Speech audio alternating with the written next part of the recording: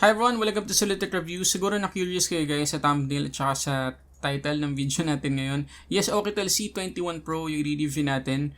Pero kagaya ng nakita ninyo sa thumbnail, kahawig siya ng iPhone 12. Naalala ko tuloy before pandemic, pag pupunta kami ng palengke, maraming nakalatag doon ng mga clone ng mga iPhone, ng mga Android phones. Mukha talagang original sa unang tingin mo.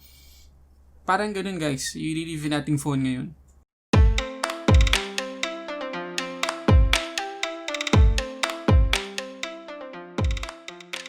Okay, so before tayo mag-start guys, gusto ko muna ulit kayo i-invite na mag-subscribe dito sa channel natin at i-click na rin yung notification bell dyan sa baba para ma-notify kayo sa mga susunod nating uploads. At kagaya pa rin ng dati, unahin natin yung price nitong Oukitel C21 Pro. So mabibili natin to guys sa AliExpress for $179.99 o kapag dinirect convert natin ay papatak na mga around 8,700 pesos as of making this video.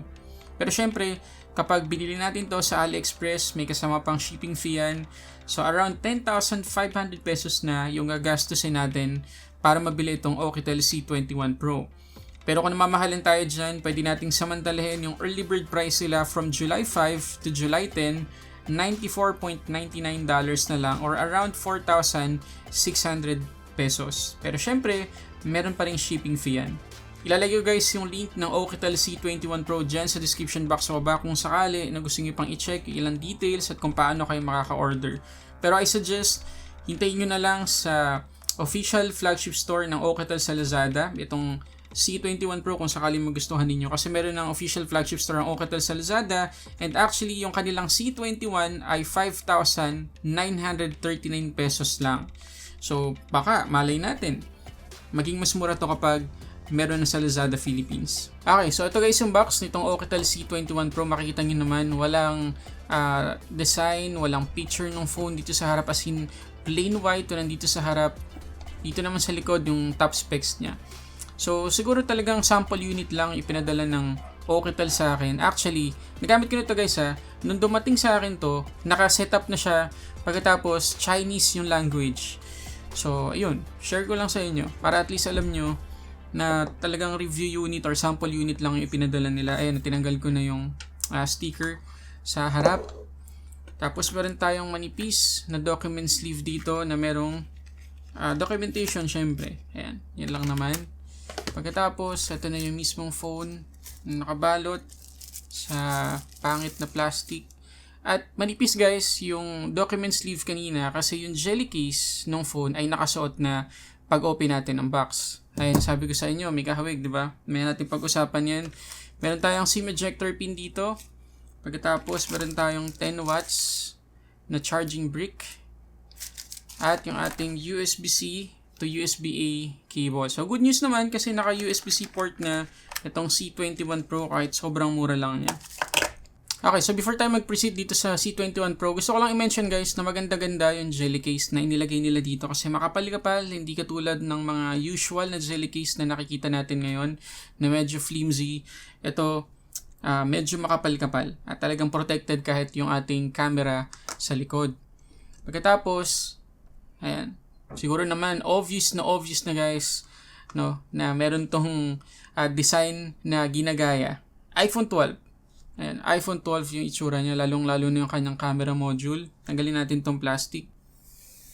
At kagaya na sinabi ko kanina, naalala ko dito yung mga clone ng mga iPhones doon sa palengke kapag mayroong naglalatag doon. So, ganun na ganun guys, itsura. Ayan o. Ayan, sa unang tingin, kung hindi mo makikita itong baba, baka isipin mo talaga na iPhone 12 siya. Tapos, flat, no? Flat yung kanyang mga gilid. Tapos, matte finish. At tingnan na rin natin guys yung makikita natin dito sa mga gilid. Dito sa taas, yung kanyang headphone jack. Dito yung ating SIM tray. Maya buksan natin yan.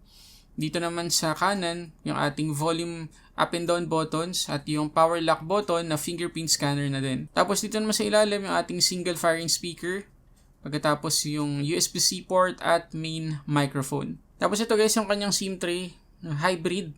Wala tayong dedicated na SD card slot or hiwalay na SD card slot bukod pa dun sa dual SIM. So, mamimili lang tayo kung isang SIM plus SD card or dual SIM. Pagkatapos dito sa harap makikita natin yung ating punch hole, selfie camera, at meron na tayong naka-install na screen protector. Ito naman guys sa itsura kapag suot-suot na natin yung jelly case. Ayan, sabi ko sa inyo, maganda yung pagkaka-design sa jelly case at makapal-kapal naman. Okay, so pag-usapan natin ngayon guys itong phone. Unahin na natin yung fingerprint scanner. Nakita nyo naman kanina, no? Ayun, kita nyo, may parang 1 second bago ma-unlock yung ating phone. Ulitin natin. Isang dampi. Ayun. Ayan, paminsan-minsan guys, ayaw niya talaga. Ayun, nakakailan try na tayo. Ayaw niya talaga. Ayun. Ano lang, paminsan-minsan lang niya ma-unlock or mababasa ng tama yung ating fingerprint. Okay, bigyan ko lang kayo guys ng konting preview sa performance ng kanyang speaker. Para sa akin, hindi ganun kalakas, pero sakto naman para sa price niya. Pakinggan niya.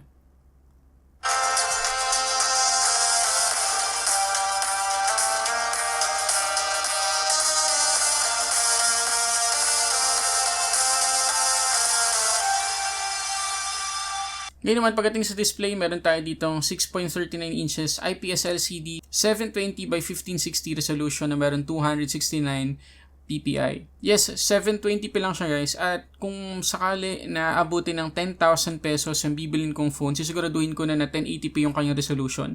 Kasi sobrang lagpas na yon sa limitations natin pagdating sa 720p. Pero in fairness naman guys, dito sa display ng C21 Pro, sharp naman, no? Tapos hindi ganun kalala yung ghosting. Tapos tama yung placement ng punch hole selfie camera natin. So kung sakaling gagamitin natin to sa panonood ng videos or movies or kapag nag-games tayo, hindi tayo maaabala. Medyo makapal lang yung chin natin dito, which is expected naman dun sa mga budget-friendly phones. Pero syempre, meron tayong mga nakitang issues dito sa display ng C21 Pro. So una na dyan guys, ay yung kanyang wideband security level ay level 3 lang. So kahit na 720p pa yung resolution nitong C21 Pro, hindi pa rin tayo makakapanood dito kahit man lang HD content or 720p videos or movies sa Netflix. At medyo malala guys, yung kanyang yellowish tint, makikita nyo na medyo madilaw na dito sa may bandang baba. Pero kung light leaks yung pag-uusapan, wala naman tayong napansin. Pero kagaya na sinabi ko kanina guys, acceptable naman yung quality ng display nitong Oukitel C21 Pro. Sharp naman overall or for the most part yung kanyang quality. Pero yun nga, hindi pa rin siya 1080p.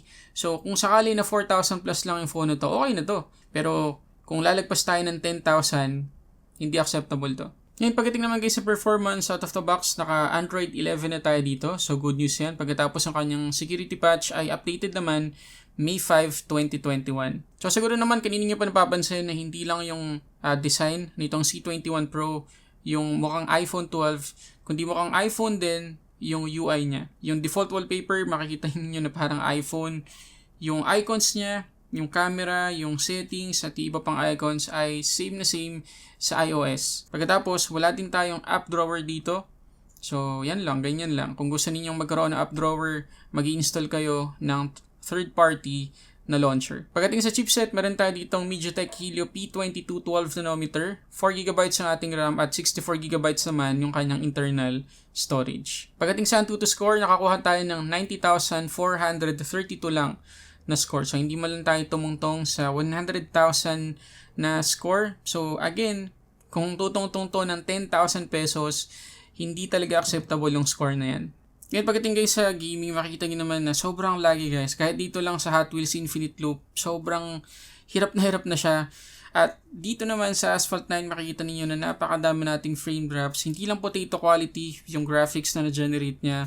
Talagang sirang-sira na yung gameplay natin. So kung pag-uusapan natin guys yung overall performance ng Helio P22 na nandito sa Oukitel C21 Pro, pang ano lang siya, pang everyday applications lang. Lazada, YouTube, Facebook, Messenger, mga ganun lang.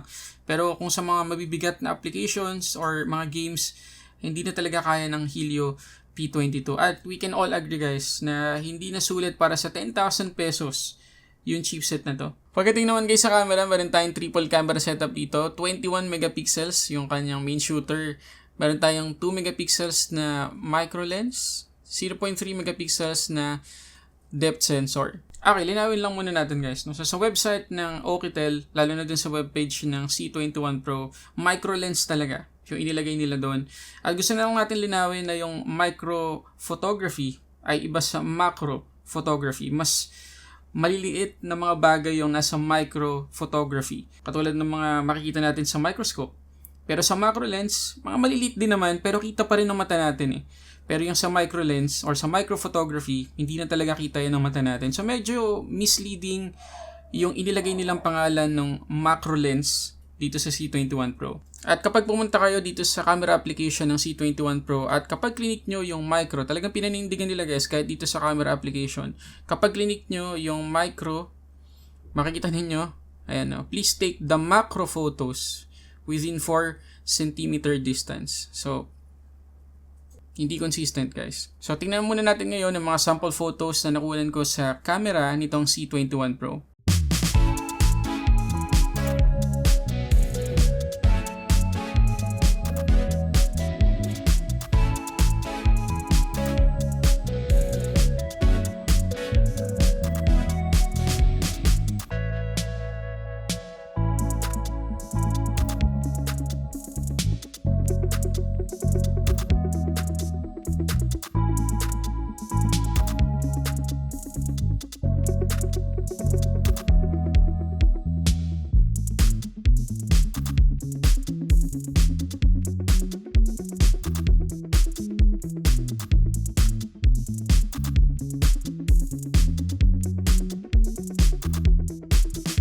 Dito naman sa selfie camera, naka 8 megapixels tayo at 1080p yung maximum resolution na pwede nating iset kapag nagtitake tayo ng video. So yung quality niya okay naman. Actually na-surprise ako sa quality niya. Kung sakali lang talaga na less than 5,000 pesos ang phone na to, panlaban ng kanyang selfie camera sa price point na yan. Pero kung more than 10,000 pesos ang gagastusin natin para dito sa C21 Pro, sapat-sapat lang yung quality ng kanyang selfie camera. So okay guys, ano masasabi ninyo sa quality ng kanyang video dito sa selfie camera? Paki-comment dyan sa baba. Pati na rin yung quality ng kanyang microphone. Okay, so doon naman tayo guys sa last part, yung kanyang battery. Meron tayong 4,000 mAh na capacity dito na capable lang sa 10 watts na charging. Pagdating naman guys sa SOT, nakakuha tayo ng 10 hours and 42 minutes. So maliit-liit yan guys para sa isang entry-level phone. Kasi kadalasan ng mga entry-level phone, doon talaga nag-excel sa battery life. Pero dito sa C21 Pro, medyo bagsak yung kanyang screen on time. Pagdating naman sa charging, 20 to 100%, 2 hours and 14 minutes yung inabot. Okay, so pag-usapan na natin guys kung anong verdict natin dito sa Oukitel C21 Pro. Nakita nyo naman na yung pros and cons sa buong video na to. Nasabi ko na lahat. Pero kung kayo yung tatanungin, sulit bang bilhin itong C21 Pro for more than 10,000 pesos? Paki-comment dyan sa baba. Para sa akin, hindi sulit yun. Kung sakali na talagang more than 10,000 pesos yung price ito, hindi ko to bibilin. Hindi ko rin i-recommend sa inyo. Pero, kung lumabas to sa Lazada Philippines na less than 4,000 pesos lang, pwede ito ipanlaban. Pwede na itong i-recommend sa inyo. Pero sa ngayon, dahil ganito pa yung presyo niya, hindi ko kayang i-recommend sa inyo guys. Maraming mas murang phone na less than 5,000 pesos. Nandyan yung Tecno Spark 6 Go, Cherry Mobile Aqua S9, at Infinix Smart 5. At marami pang iba. Siguro meron din kayo i-recommend. Paki-comment dyan sa baba kung meron pa kayo i-recommend na phone na less than 5,000 pesos. Pero again, hindi ko pa kaya i-recommend itong C21 Pro sa ngayon. So yun muna guys, kung sakali na gusto niyo pang malaman ibang details tungkol dito sa C21 Pro, ating giveaway mechanics pala ng Oukitel dito sa phone na to, nandiyan yung link sa description box sa baba kung gusto niyo sumali. So yun muna guys, maraming salamat sa panonood para sa samot-saring unboxing reviews. This is Sulit Tech Reviews.